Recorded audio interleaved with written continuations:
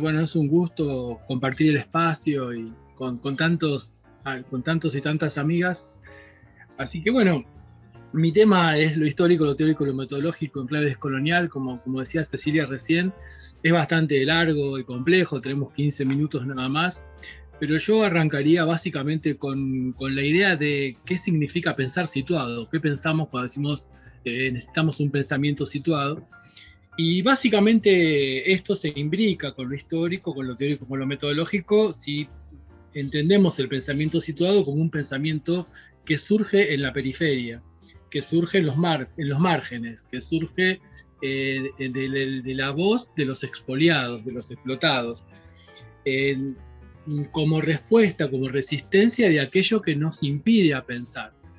Eh, y ahí ya hay una vía de entrada como para pensar lo descolonial, en el sentido de que nuestras formaciones académicas están muy marcadas por un eurocentrismo que, bueno, frena todo proceso de construcción de conocimiento que sea en clave latinoamericana. Es decir, estamos más acostumbrados a leer los clásicos europeos o estadounidenses o canadienses o británicos, son europeos también, pero son de Europa insular, y poco de nuestros autores. Entonces el pensamiento descolonial implica, bueno, poner en cuestión eso, no solamente leer los autores latinoamericanos y del Caribe, sino preguntarnos por qué no nos dejan leer eso. Y eso es un camino al pensamiento situado, un camino a esa interpelación y esa necesidad de poner en tensión la colonización cultural. Recién antes de comenzar hablábamos un poco del avance de las derechas. Y el avance de las derechas en nuestra región y en el mundo tiene mucho que ver con la colonización, tiene mucho que ver con la apropiación de la subjetividad por parte del neoliberalismo, que hace que desde diferentes sectores sociales se piense en clave neoliberal. Ahí hay una complicidad de ensayistas, medios de comunicación, periodistas, etcétera, que juegan, por decirlo de una manera rápida, dentro del mandato neoliberal. Por otro lado, para no irme mucho, y sé que tengo 15 minutos nada más, me parece que cuando hablamos de lo histórico implica una imposición que nos viene desde el inicio de la conquista, que es la imposición de negar del pasado. Cuando se conquista nuestro continente, se lo conquista como un continente sin historia. Y la idea de Europa es ponerle una historia, inventarle una historia, crearle una historia. Era un continente que se suponía, entre comillas, vacío, que debía aprender una historia nueva o debía asumirse dentro de esa historia. Y eso construye una modalidad de pensamiento que en clave de intervención se transforma en marco teórico y se transforma también en una forma de hacer, que si quieren después podemos conversar de una manera más, más profunda. Pero cuando decimos que se nos impone una negación del pasado, yo me referiría a Hegel directamente. El pensamiento hegeliano cuando plantea, digamos, la ahistoricidad de América y la necesidad de que América tenga una historia. Y la historia es la historia que le van a contar los europeos, o que nos van a contar los europeos. Entonces creo que poner en cuestión esas bases, que son muchísimas, digo esto a modo de ejemplo nada más, me parece como clave. Pero también la negación del pasado implica una negación de los movimientos populares. Implica que en la subjetividad de América Latina y de muchísima población hoy sea vista como una gran estadista Angela Merkel, después de 16 años de mandato, y sea visto como un dictador Maduro. ¿Cuál es la diferencia? ¿Por qué una sí y la otra no? Por el color de piel, porque nació en Europa, porque era alemán. Entonces también ahí se juega todo un proceso de inferiorización de nuestra condición latinoamericana, que creo que también es importante que la tengamos en cuenta, porque cuando un gobierno de América Latina intenta hacer algo por el pueblo, es populista. Y es peligroso y dictatorial. Pero cuando un gobierno de Europa intenta hacer algo por su pueblo, es un gobierno de avanzada. Y qué bueno sería que hiciéramos lo que ellos hacen, como el caso de Finlandia. Ahora están de moda los países nórdicos, tal vez por las series de televisión, no sé por qué, esa gente con cuernos que anda por ahí contando historias raras que le gustaban mucho a Jorge Luis Borges. también estamos muy colonizados por las modas, por los medios, por las formas de comunicación, por decirlo de alguna manera. Pero vuelvo a lo anterior. El pasado es negar a nuestros pueblos originarios, es negar los movimientos populares, es negar los caudillos populares. Incluso es pensar una intervención en lo social ahistórica. Es pensar a ese sujeto de intervención una perspectiva fría y tecnocrática, donde todo empieza cuando la persona llegó, y esa persona es una persona sin pasado, sin historia, sin contexto, sin cultura, sin simbología, sin relación con la tierra, sin relación con sus ancestros, sin sus creencias, etc. Entonces creo que se trata de recuperar, no solamente de ir creando alternativas. Creo que estamos en un momento, más allá de los avances de la derecha, estamos en un momento de recuperación muy interesante. O sea, era impensado este encuentro hace 10 años atrás. Y estamos en un encuentro de recuperación de autores como Frantz Fanon, por ejemplo, y estamos en Argentina estamos leyendo muchísimo, releyendo Los Condenados de la Tierra, con ese fabuloso prólogo que le hace Jean-Paul Sartre, con fuerte crítica al pensamiento europeo, y teniendo en cuenta además que Frantz Fanon, si bien hace su carrera en Argelia, su carrera política en Argelia, era de la Martinica, era de nuestro continente, pero lo que uno sacaría de allí rápidamente, de ese hermoso libro, es que debemos dejar de ser objetos para empezar a ser sujetos. Y cuando empezamos a hablarle al otro, desde nuestro propio conocimiento, desde nuestra propia verdad, de nuestro propio punto de vista, de nuestro propio pensamiento situado, dejamos de ser objetos y comenzamos a ser sujetos. Y también la recuperación del pensamiento latinoamericano tiene que ver con la obra de muchísimos autores que podíamos encontrar uno en cada país, o muchos en cada país, pero podríamos nombrar uno por país. Yo tomaría, por ejemplo, el ejemplo, qué sé yo, metodológicamente me parece interesante Falsborda, en el sentido de cómo plantea la investigación-acción. No olvidar que Freire escribió La pedagogía del oprimido estando en Chile, porque estaba exiliado en Chile, o sea que aprendió de Chile también para escribir ese texto, y que Chile nos ha dado muchísimas enseñanzas en términos de organización popular, y que generó el primer gobierno socialista democráticamente elegido en América. Yo creo que el pensamiento descolonial también tiene que ver con la recuperación de la historia, y en el caso de Argentina diría, bueno, pensar en autores como Rodolfo Pusch, como Enrique Dussel, como la acción social de la Fundación Eva Perón, que fue negada de una manera espantosa por todo el trabajo social latinoamericano y mundial. Tal vez es más reconocida la fundación en Europa que en nuestra América. Yo estoy haciendo mi postdoctorado, recién Cecilia me presentaba, y lo estoy haciendo en base a la fundación, y es impresionante lo que la fundación hizo, no solamente dentro de la Argentina, fuera de la Argentina. La fundación hizo asistencia alimentaria, en vestimenta y en medicamentos a Francia, a Inglaterra, a España, a Estados Unidos, a Israel. Creó hospitales en Bolivia, y desarrolló una acción social, una ayuda social, decía Eva Perón, que tenía que ver básicamente con la recuperación de la dignidad. Y la dignidad era lo que nos hermanaba como especie, por decirlo de una manera. La dignidad es lo que nos hace humanos, por decirlo de una manera rápida también. Y también, si pienso en Rodolfo Pusch, un pensador no muy conocido argentino, fallecido en el año 79, el pensamiento latinoamericano implica una filosofía basada en el yo, y no, digamos, una filosofía no basada en el yo, y sí basada en el nosotros. Y es ahí donde se produce un fuerte quiebre epistemológico con el pensamiento griego, por ejemplo, que nos enseñaron desde la primaria que la filosofía nace en Grecia. ¿Por qué no pensar que la filosofía nació con los mapuches? ¿O por qué no pensar que la filosofía nació con los aztecas? ¿O que la filosofía nació con los asirios? ¿Por qué tienen que ser griegos? ¿Porque están en Europa? Porque son unos monumentos raros que encontraron a principios del siglo XIX, y los alemanes, que estaban sin filosofía, sin pensamiento, sin nada, se copiaron del pensamiento griego y lo ensalzaron y dijeron, acá empezó todo, y decretaron, aquí empezó todo. Y es sabido, eso lo dice claramente Enrique Dussel, que uno no puede ser profesor de una universidad alemana si no dice que la filosofía arrancó en Grecia. Eso sí, eso no es colonización cultural. Digamos, un hincha de fútbol diría, la colonización cultural, ¿dónde está?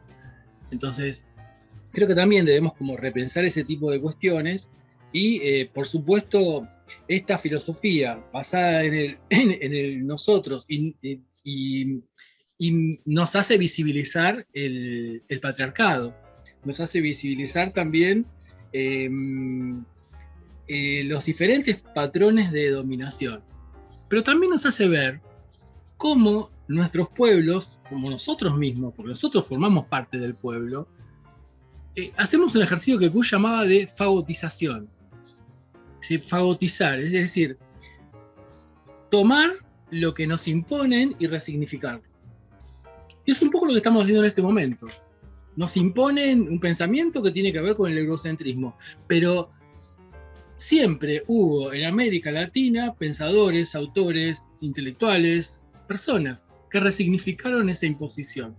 Entonces creo que esto, que tiene que ver con lo histórico, que tiene que ver con lo teórico, digamos, trasciende lo metodológico en cómo escuchamos metodológicamente. Es decir, qué lugar le damos a la escucha o qué estamos escuchando en una entrevista, si hablamos de metodología de intervención, cómo usamos la palabra en una entrevista de intervención, qué valor le damos a la mirada y cómo jugamos con la mirada del otro, de vuelta a una entrevista de intervención, y cómo, diría yo, no sé si estoy bien con el tiempo, articulamos, yo diría 4 cuestiones que son claves para mí desde el punto de vista de lo interventivo, que son el deseo, lo histórico, el saber en el otro y la construcción de acontecimientos.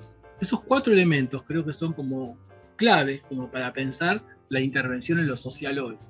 No seguir las normativas de los manuales que nos bajan del Banco Mundial, del BID o de la Oficina Panamericana de la Salud o de la OEA. Pero creo que la intervención en lo social hoy es mucho más compleja, mucho más necesaria y mucho más necesaria que sea situada en el contexto de nuestra América.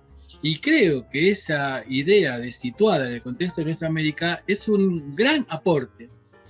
En primer lugar, que el trabajo social tiene para hacerle a las ciencias sociales.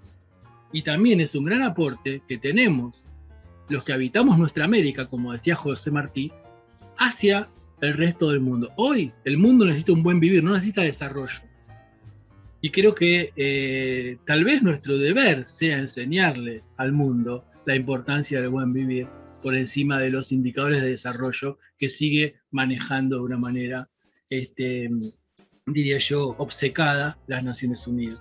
Entonces, bueno, intervención implica eso, implica poner en cuestión el concepto de desarrollo y hacerlo dialogar con el concepto de buen vivir. Trabajar la palabra, la mirada y la escucha, como decíamos antes. Tener en cuenta el deseo, no desde el punto de vista psicoanalítico, tener en cuenta el deseo como deseo de transformación, como deseo de hacer, como que pensar que cada acto interventivo es un acto deseante.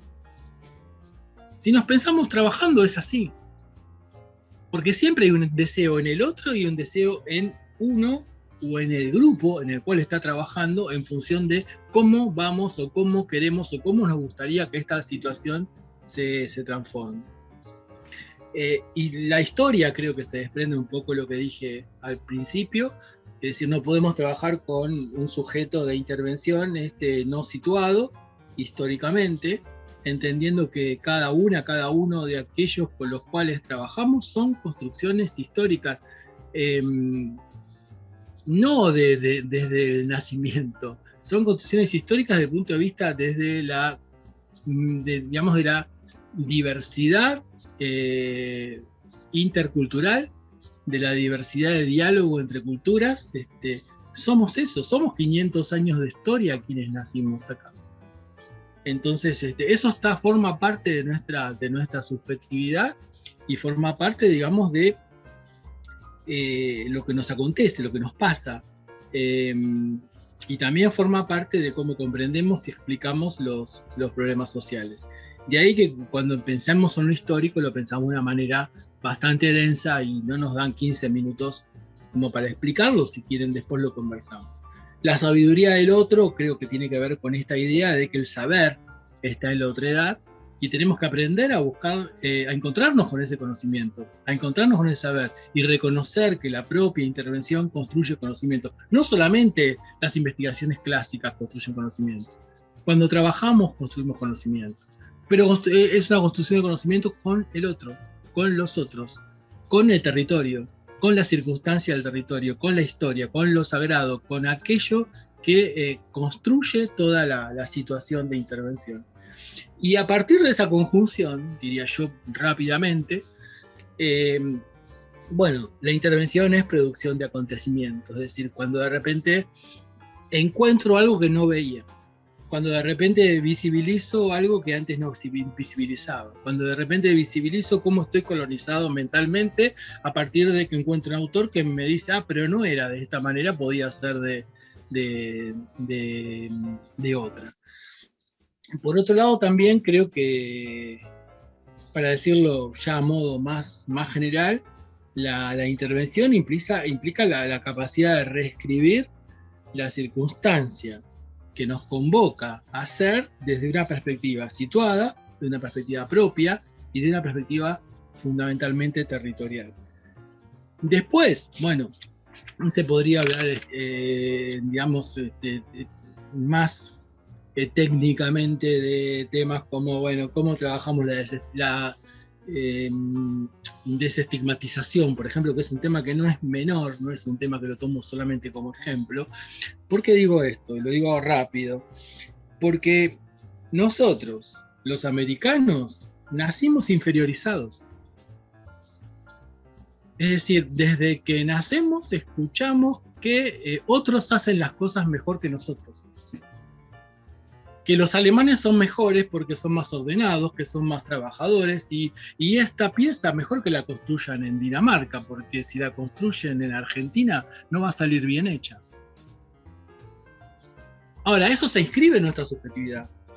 Eso se inscribe, digamos, en nuestra subjetividad, y desde allí se nos inferioriza, se nos impone una mirada, y ese proceso, digamos, de inferiorización, por llamarlo de una manera rápida, se vive acá, no se vive en Europa, no se vive en otros continentes. En otros continentes se vivirá de otra manera, pero cómo lo vivimos los americanos es de una manera muy singular, y creo que por la carga cultural y por la carga social que tiene este proceso que llamamos de inferiorización, creo que vale la pena que le pongamos el ojo en clave de nuestro continente y desde nuestro continente, porque no creo que a nadie en Europa se le ocurra o tenga capacidad para pensar esto que estamos planteando en este momento. Pero creo que es bastante sencillo.